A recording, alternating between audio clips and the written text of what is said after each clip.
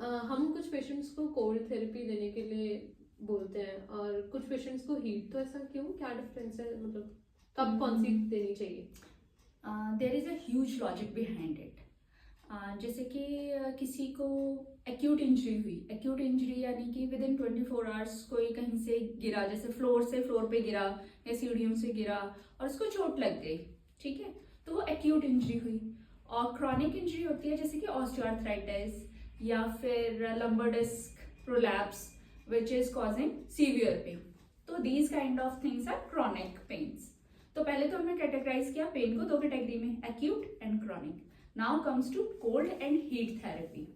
ठीक है, cold therapy जो होती है इंजरी के विद इन 24 आवर्स किया जाता है, जिससे कि वैसो कॉन्स्ट्रिक्शन हो जाता है। ठीक है, यानी कि जो ब्लड वेसल्स होती हैं they are coming very narrow. Any doubt in this? No. Okay, so जब नैरोइंग हो जाती है ब्लड वेसल्स की, तो जो हमारी आर्मी सारे न्यूट्रिशन मटेरियल कैरी कर रही होती है और ये ब्लीडिंग कैपिलरीज होती हैं वो श्रिंक कर जाती हैं। तो स्वेलिंग का जो मैकेनिज्म है दैट इज इनहिबिटेड। ठीक है, that is not progressing further. ठीक है, after 24 hours we will start with the hot therapy. Hot therapy से क्या होता है, this vasoconstriction of blood vessels come to normal, which is called vasodilation.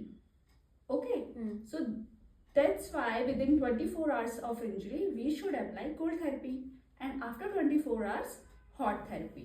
अब इसको हम ऐसे भी समझ सकते हैं कि जब किसी को एक्यूट इंजरी होती है तो उस कंडीशन में हम राइस टेक्नोलॉजी का यूज करते हैं, that is rest, ice, compression and elevation.